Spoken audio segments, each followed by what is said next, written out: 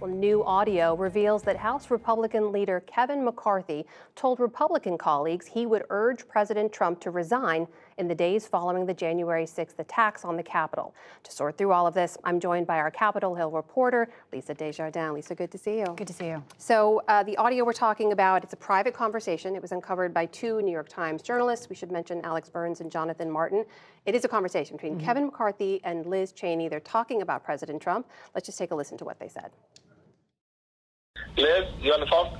Yeah, I'm here. Thanks, Kevin. Are you hearing that he might resign? Is there any reason to think that might happen? I've had some few discussions. My gut tells me no. I'm seriously thinking of having that conversation with him tonight. I haven't talked to him in a couple days. From what I know of him, I mean, you guys all know him too. Do you think he'd ever back away? But what I think I'm going to do is I'm going to call him. Again, I mean, the only discussion I would have with him is that I think this will pass, and it would be my recommendation you should resign. I mean, that would be my take, but I don't think he would take it, but I don't know. Lisa, you've been talking with Republican sources, including lawmakers. What are they telling you about this and what it means? Well, first of all, this is the exact opposite of what Kevin McCarthy's own spokesperson said just yesterday, said that he never said he would ask President Trump to resign. But I will tell you, there's a couple layers to this. The first is the political. And talking to sources today, I don't think there is going to be a political problem for Kevin McCarthy because of this within his own party. Why? President Trump. When I've talked to Republican sources, they were waiting to see what the former president would do. I can report that he and Kevin McCarthy spoke at least twice yesterday. And the readout from that, reported by others, and I have one source on this, is that President Trump is okay with what he heard. Somehow Kevin McCarthy was able to convince him, I'm still on board with you.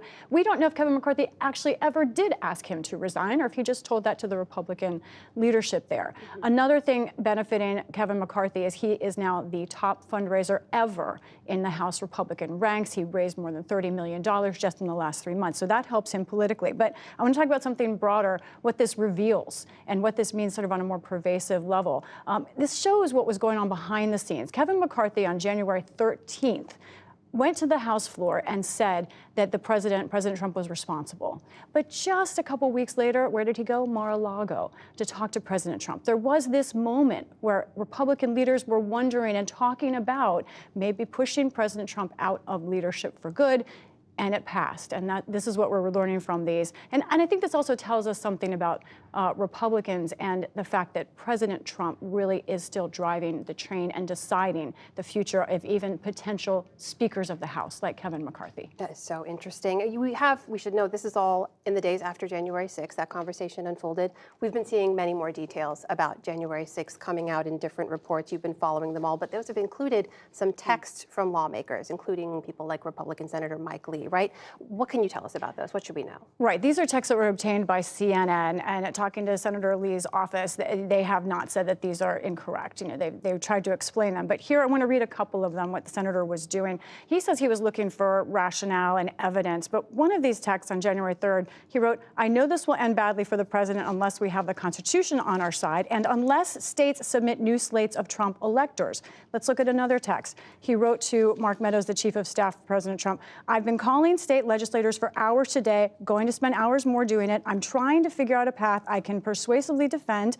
Even if they can't convene, it might be enough for a majority of state legislators to sign a statement indicating how they would vote. Now, that idea is about having separate slates of electors that might run counter to what the popular vote in the states were at the time. Ultimately, Senator Lee did not vote to object to the election, and his team says he ended up not finding evidence. He was really looking for it, but he never found it, and he backed down. But this is different than what we heard from in the public, and it shows you something important here, which is that President Trump, as he was holding on to power, there were others that were also part of this idea of election fraud, looking for it everywhere they could, even though there was no evidence behind the scenes. That push was happening for many political reasons, and Senator Mike Lee was kind of walking both sides there. Very different messages in private versus what we saw in public. Such an important story. You've been following it all. Continue to do so. Lisa Desjardins, thanks so much. You're welcome. In related January 6th news, facing a challenge to her candidacy for re-election, Georgia Republican Congresswoman Marjorie Taylor Greene took the stand today in an Atlanta courtroom to say she did not participate in the insurrection. She says voters should decide whether she gets a second term, not the courts. The outcome could be felt beyond Georgia, since other Republican officials face similar challenges. Jeff Bennett has our report. Please be seated. A crucial test for the controversial Congresswoman. Ms. Greene, I'm just asking questions. I'm just answering. Marjorie Taylor Greene, the first lawmaker to testify under oath about the January 6th attack on the U.S. Capitol. I was asking people to come for a peaceful march, which is what everyone is entitled to do under their First Amendment, but I was not asking them to actively engage in violence or any type of action. Denying any involvement and defending her right to be on the ballot in next month's Georgia primary election. Now they're coming after me to remove my name off the ballot. A group of Georgia voters and the organization Free Speech for People filed a legal challenge last month. They say Greene should not be eligible to run for re-election, and they're relying on a clause in the 14th Amendment to the Constitution that says no person shall be a senator or representative in Congress who, having previously taken an oath as a member of Congress, shall have engaged in insurrection or rebellion or given aid or comfort to the enemies thereof. Don't mess with her! Don't mess with her! They argue Greene did exactly that in the lead up to the January 6th attack by knowingly repeating the lie that the 2020 election was stolen. And we're going to fight for President Trump on January 6th. And urging her supporters to fight for Donald Trump. They point to comments like this that Greene made the night before the insurrection. This is our 1776 moment. She urged and encouraged and helped facilitate violent resistance to our own government, our democracy, and our Constitution. We're going to send our favorite president right back where he belongs, in the White House. Greene remains a fierce defender of the former president. I rise to support the objection. And even though she objected to the vote certification in Congress on January 6th, What's happening to these people being held in custody is wrong.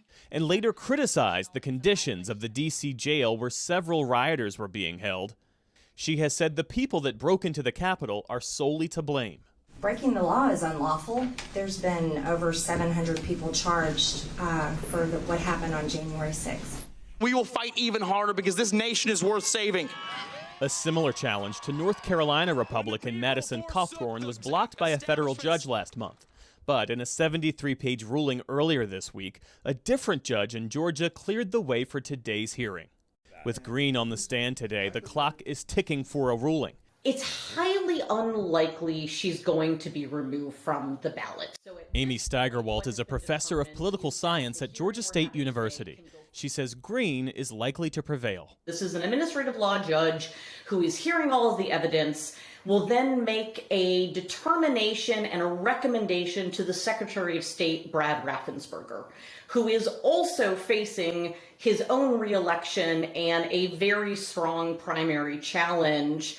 And to be perfectly blunt, needs many of the same voters who would potentially be voting for Representative Greene in her election to also support him so that he can continue to be Secretary of State. Election officials in Georgia can begin mailing absentee ballots on Monday. For the PBS NewsHour, I'm Jeff Bennett.